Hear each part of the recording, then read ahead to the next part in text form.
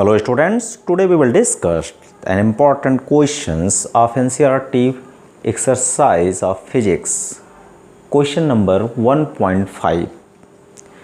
In the question 1.5 it is given that when a glass rod is rubbed with silk, जब किसी glass rod को silk के साथ रब किया जाता है, charges appears on the both. Charges glass rod पर भी अपीयर होते हैं और सिल्क पर भी अपीयर होते हैं. A similar phenomena is observe with many others pairs of bodies. और इसी तरह की फिनोमिना बहुत सारी बॉडीज़ पर, पेयर्स ऑफ बॉडी पर देखे जाते हैं कि जब एक बॉडी को दूसरी बॉडी के ऊपर रब किया जाता है तो दोनों बॉडीज़ के ऊपर चार्जेज आते हैं. कहता है explain how this observation is consistent with the laws of conservation of energy. ये बताया जाता है कि जब एक बॉडी को दूसरी बॉडी पर रब किया जाता है तो इलेक्ट्रॉनों का ट्रांसफ़र होता है, जिसके कारण दोनों बॉडी पर चार्जेज आते हैं. तो मुझे देखना है कि ये कॉन्सेप्ट, ये ऑब्जर्वेशन कैसे कॉन्सिस्टेंट्स है by the laws of conservation of energy से. कंजर्वेशन ऑफ एनर्जी के कॉन्सेप्ट से कैसे कॉन्सिस्ट करता है. तो बच्चों, laws of conservation of energy के बारे में जानते हैं कि न तो एनर्जी को क्रिएट किया जा सकता है, न तो डिस्ट्रॉय किया जा सकता है. सेम पैटर्न्स जब हम एक बॉडीज़ को दूसरे बॉडीज़ के ऊपर रब करते हैं, तो जब हम जब किसी ग्लास रॉड को एक सिल्क के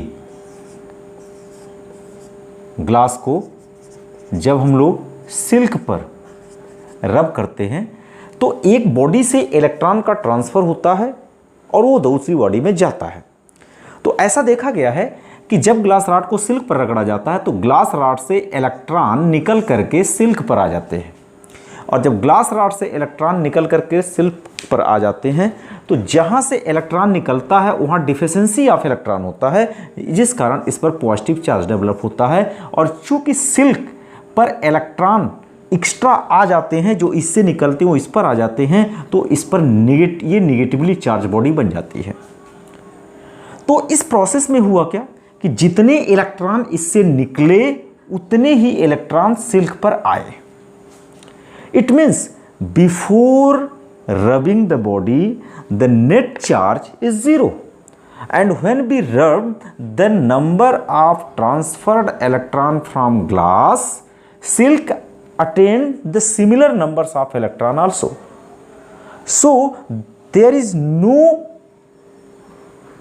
creations of charges or destroyed of the charges. Due to this reason, after rubbing there is only transfer of charge, so the net charge is zero.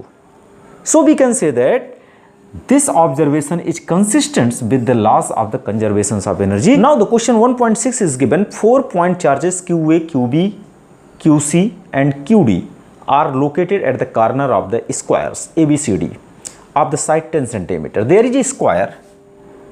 In this question there is a square, that is A, B, C and D.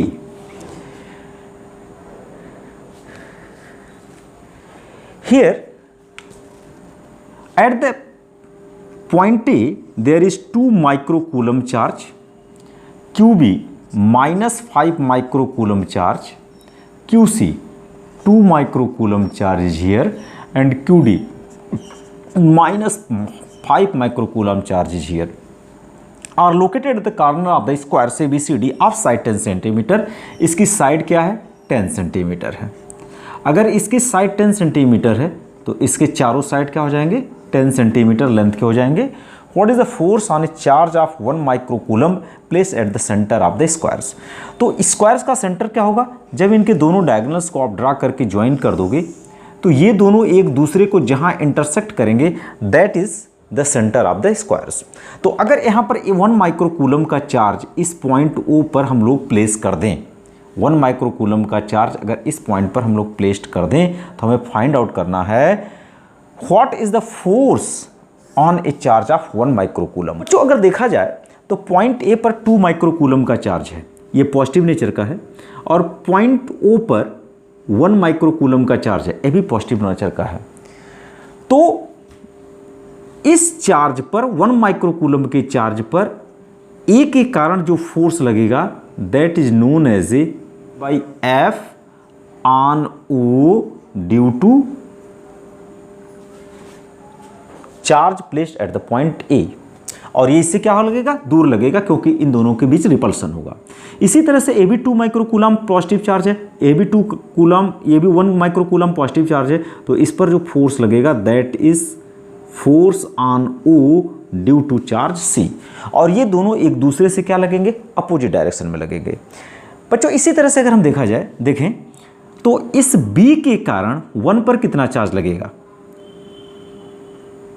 तो ये कैसे पता किया जाए। सबसे पहले पता किया जाए कि ये 1 माइक्रोकूलम पॉजिटिव है, निगेटिव है, तो इन दोनों के बीच फोर्स ऑफ अट्रैक्शन लगेगा। तो ओ पर जो फोर्स लगेगा that is known as a force on O due to B. और यहां पर ये -5 माइक्रोकूलम है और ये 1 माइक्रोकूलम है, तो यहां पर जो फोर्स लगेगा that is known as a force on O due to D. बच्चों एक चीज से तो बहुत स्पष्ट है, बहुत ही क्लियर बात है कि ये भी 2 माइक्रोकूलम चार्ज, ये भी 2 माइक्रोकूलम चार्ज, ये डिस्टेंस आपस में इक्वल है, क्योंकि ये डायगोनल्स के स्क्वायर एक दूसरे को परपेंडिकुलरली बाइसेक्ट करते हैं। तो ये डिस्टेंस सेम है। तो इस 1 माइक्रोकूलम के चार्ज, इसके कारण जो फोर्स लग रहा इस डायरेक्शन में है और इसके कारण जो फोर्स लग रहा इस डायरेक्शन में है, तो ये इक्वल एंड अपोजिट फोर्सेज होंगे जो एक दूसरे के को क्या कर देंगे, कैंसिल कर देंगे। और इसी तरह से अगर यहाँ पर देखा जाए तो ये -5 माइक्रोकूलम चार्ज है, ये भी -5 माइक्रोकूलम चार्ज है, and distance between both the charges are also same. So the force on 1 microcoulomb charge on the due to these 2 charges are also equal, but they are also in opposite direction, so they also cancel to each other. So the net force due to these corners charges on O is 0. But how we can calculate it? तो सबसे पहले हम लोग निकालेंगे what is the distance. Since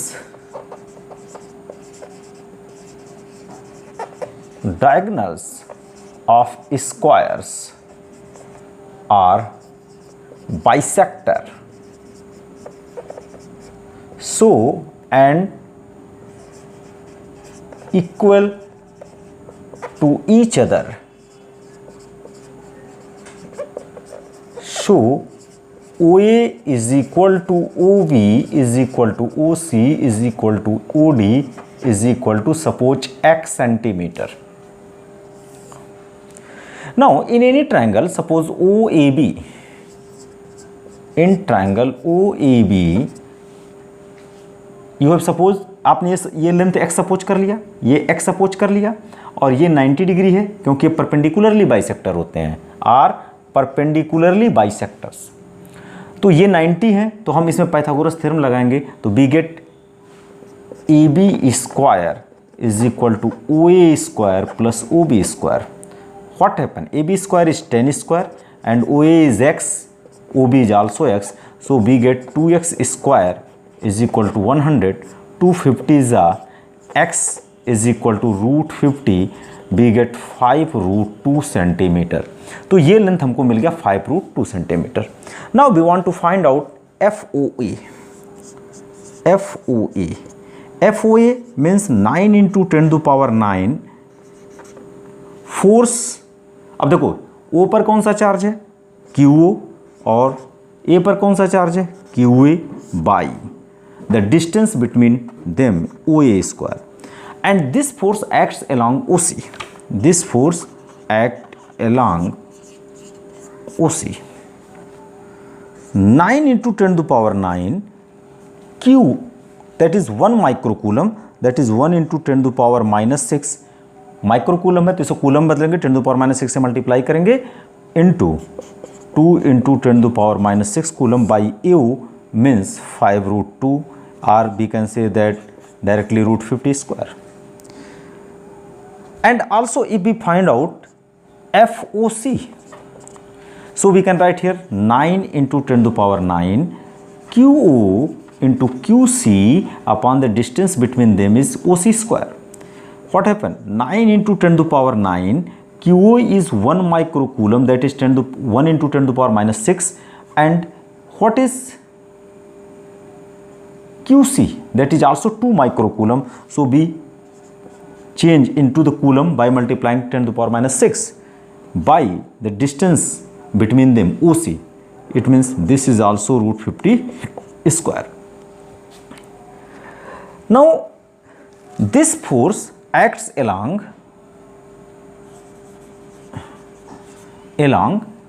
OA.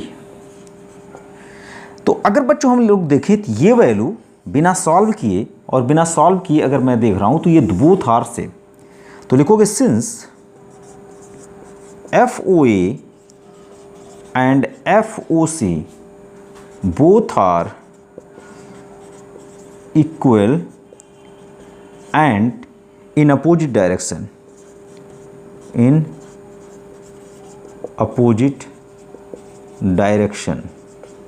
so net force is 0. Similarly,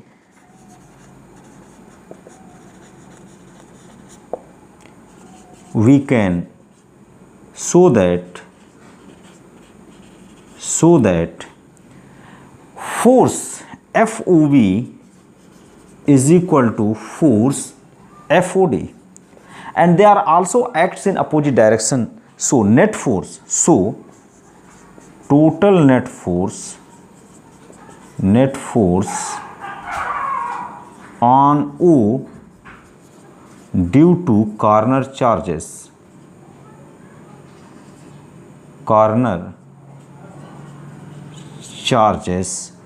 is 0. This is the complete solutions of the question number 1.6.